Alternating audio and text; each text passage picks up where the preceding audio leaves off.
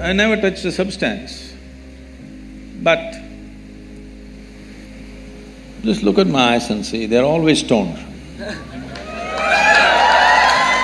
Is it true that this human mechanism is the most sophisticated chemical factory on the planet? So if you know how to manage this well, you can produce what you want in this.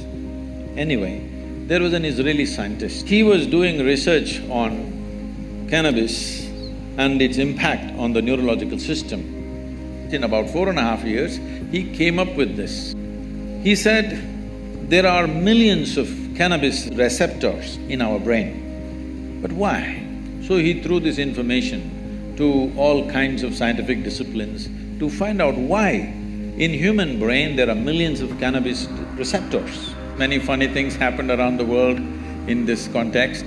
Then the neurologists came up with this and said, the brain is expecting that you will produce cannabis within the system.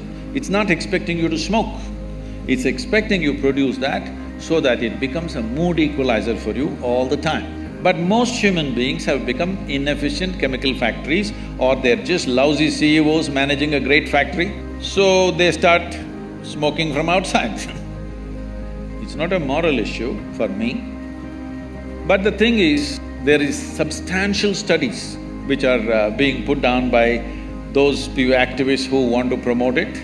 There is substantial studies to show that your decision-making, certain dimensions of your brain, particularly about decision-making, are sufficiently suppressed. If you smoke marijuana for 30 days, this will last for 4 to 5 years. Your decision-making is clearly affected. With that kind of mind, with that kind of a brain, if you enter the court and I'm putting my life in your hands, I don't want a cannabis-smoking lawyer for me. I don't want a cannabis-smoking surgeon to work upon me. If he's just smoking on the street corner, not doing anything to anybody, it's his problem. But definitely I don't want my surgeon to be on marijuana and do surgery on me. Yes or no? Do you want? Nor do I want other drivers, because I drive at a certain speed, I don't want other drivers who are smoked out driving with me. I don't want. Nor do I want my driver ever, if at all if I sit in the back seat, to have smoked and then driving. If you want that, you choose, but we don't want that. Most people don't want that because they know what it'll lead to. So, what we are looking at recreation, we have made it this way. What this means is essentially, today, 70% of the American population is on prescription medication, rest of the world is trying to catch up. People are starting medicines very early on their life. The remaining 30% of course are going on things that you're talking about. Why just stop with cannabis? Why don't we do some cocaine? Because it really fires us up. I told you, it's not a moral issue for me. It's a question of whether it'll enhance your life or suppress your life. Whether it'll allow you to live your life full on, or will it make you a smaller life than the way you are or what you're capable of. Nothing less than what you can do must happen in this life, isn't it? For whatever reason. Either because of your attitudes or your stress or your drug or for whatever reason, you should not become a human being less than what you could be.